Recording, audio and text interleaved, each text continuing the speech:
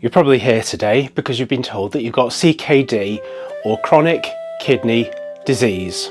So, first of all, don't panic. It's probably not as bad as it sounds from the name. Sometime around the start of the millennium, a group of scientists got together and decided that we needed a categorization system for kidney function.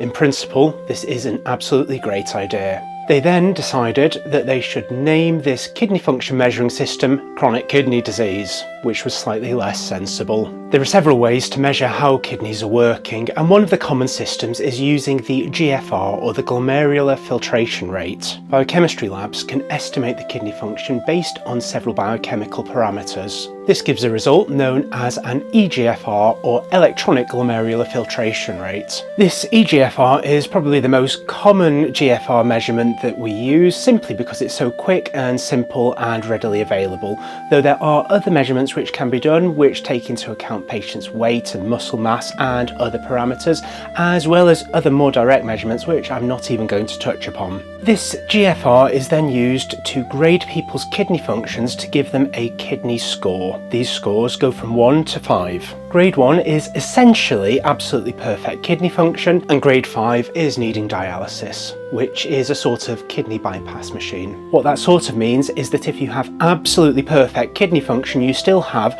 grade 1 chronic kidney disease, which sounds pretty terrifying to me. Your kidney function peaks in early life and then gradually ticks down over the years, a bit like a discharging battery. What that means is that by the time you reach retirement age, most people are around about the halfway point on the kidney clock, or CKD grade 3. So, if you're around about retirement age or a bit older, then CKD level 3 is kind of normal. It should be no great cause for anxiety, and it just means that your kidneys are no longer working quite as efficiently as they were when you were 20.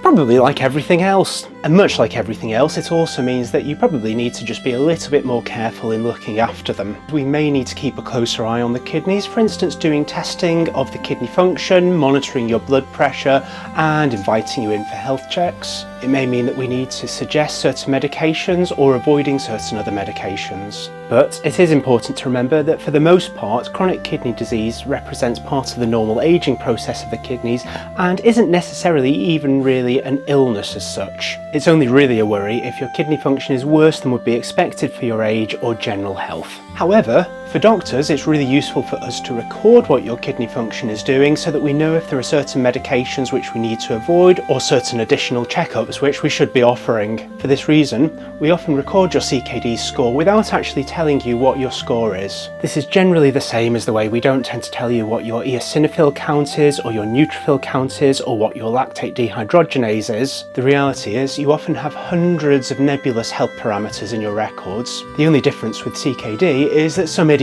decided to give it a really silly name. If you're interested into delving further into CKD in a lot more technical details, have a look at the website www.kidneycareuk.org. However, do be aware that there's a risk of you ending up going down a rabbit hole of superfluous technical information about a kidney function label which really only represents the normal aging process of the kidneys. And once again, generally the best advice is most of the time there's absolutely no need to worry unless your kidney function is worse than we'd expect for your age. The top priority should be to look after other aspects of your health, such as your blood pressure, your smoking status, and make sure you stay well hydrated.